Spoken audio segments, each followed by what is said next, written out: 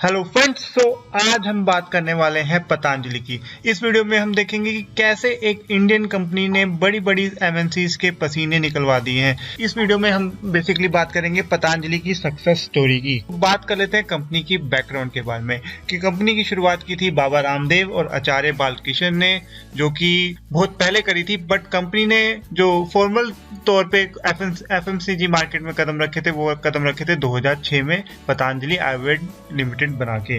तो कंपनी के सीईओ है आचार्य बालकृष्ण और इनके पास 94% होल्डिंग्स है कंपनी की।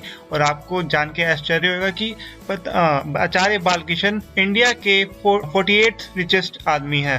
फोर्ब्स मैगजीन में 2016 में आचार्य बालकृष्ण को इंडिया का 48th रिचेस्ट आदमी डिक्लेयर किया था और उनकी नेटवर्थ एस्टिमेट की थी तकरीबन 25,000 करोड़ रुपए। कंपनी का हेडक्वार्टर्स है हरिद्वार में और कंपनी रजिस्टर्ड है दिल्ली आरओसी में। और कंपनी के इस वक्त 400 से 500 टाइप के प्रोडक्ट्स मार्केट में, शैम्पू से लेके तेल तक, कॉफी, च्यवनप्राश, सब कुछ। यहाँ तक कि अब कपड़ों में और फुटवियर की मार्केट में भी पतंजलि कदम रखने वाली है। अगर पतंजलि के टर्नओवर की बात करें तो पिछले 5 साल में पतंजलि का टर्नओवर 10 गुना बढ़ा है। 15-16 में बात करें तो उनका टर्नओवर था 5,000 करोड़ रुपए और जिसका 2017 का टारगेट है तकरीबन 10,000 करोड़।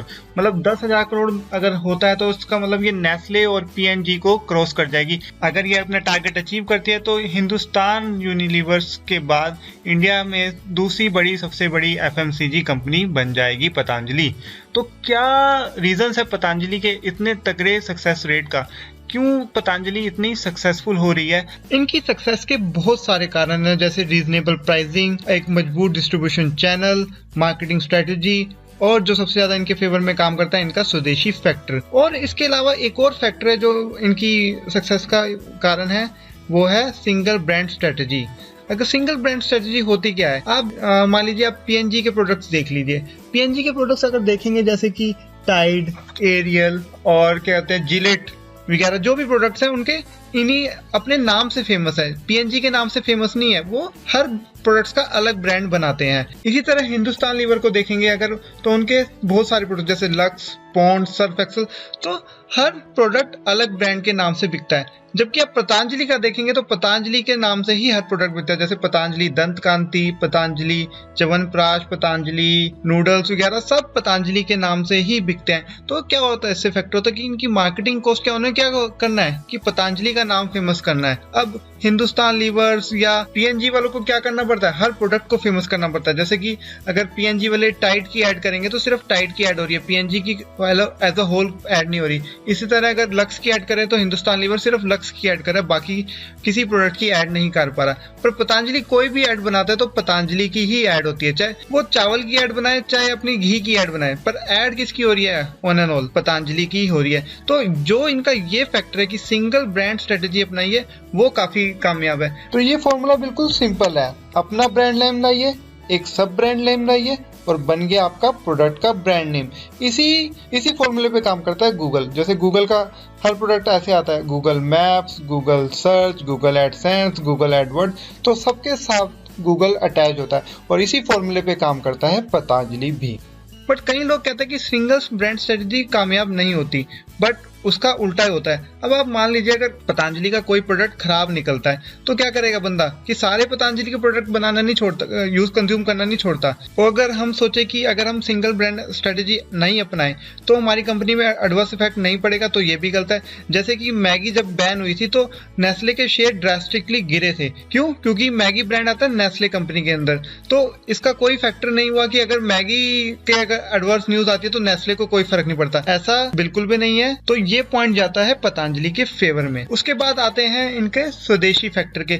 इन्होंने अपनी हर एडवर्टीजमेंट में, हर कहीं भी अगर इनकी एडवर्टीजमेंट देखे, कहीं भी इनका होर्डिंग बोर्ड कुछ भी देखें इनका, तो ये क्या कहते हैं, स्वदेशी स्वदेशी स्वदेशी, इसी स्लोगन को हर जगह गाते हैं। तो इससे क्या इम्पैक्ट बनता है, एक जैसे कि मैं हूं, अब मैं कोई प्रोडक्ट देखता हूँ कि पतंजलि का प्रोडक्ट अगर भले ही किसी और कंपनी से अच्छा नहीं है तो उससे बेकार भी नहीं होगा, बट मेरे दिमाग में ये बात रहती है कि बाकी कंपनीज का प्रोडक्ट क्या है, एमएनसी का प्रोडक्ट है, वो बाहर की कंपनीज है और पतंजलि है इंडियन कंपनी की। तो ये फैक्टर हर इंडियन में रहता है कि मैं अपनी इंडियन कंपनी का प्रोडक्ट क्यों ना लूं, बाहर की कंपनी का प्रोडक्ट क्यों लूं। तो इस कारण भी इनके बहुत ज्यादा सेल बढ़ती है। अब बात करते हैं इनके सेल्स नेटवर्क के। इनके सेल्स नेटवर्क में है तकरीबन 5000 डिस्ट्रीब्यूटर्स, और इन्होंने बड़े बड़े रिटेल आउटलेट जैसे कि फ्यूचर ग्रुप और रिलायंस रिटेल के साथ भी टाई अप कर रखा है, जो इनका प्रोडक्ट एक्सक्लूसिवली सेल करते हैं। और जो इनका मिडल मैन है वो है ही नहीं, जैसे कि मेगा होलसेलर्स होते हैं, मेगा डिस्ट्रीब्यूटर्स होते हैं, उनका है नहीं। ये अपना प्रोडक्ट डायरेक्ट डिस्ट्रीब्यूटर्स या रिटेल आउटलेट्स या जो मेगा स्टोर्स हैं उनके थ्रू बेचते हैं। इससे क्या होता है, जो ये अपने प्रोडक्ट का प्राइसिंग होती है वो दूसरी कंपनी से कम रख पाते हैं। आप देखेंगे च्यवनप्राश में देखेंगे कि डाबर से कितना सस्ता है इनका च्यवनप्राश, और यहाँ तक कि टूथपेस्ट पे भी देखेंगे। अगर आप और भी प्रोडक्ट्स हैं इनके, अगर कंपैरिजन करें हनी को ले लीजिए तो बाकी कंपनीज यूनिलीवर, पीएनजी या डाबर से काफी कम है इनकी कॉस्ट। तो ये पैसा कहाँ से बचाते हैं, जो ये मिडल मैन को एलिमिनेट करते हैं वहां से ये पैसा बचाते हैं, और जिसका डायरेक्ट बेनिफिट कंज्यूमर को मिल पाता है।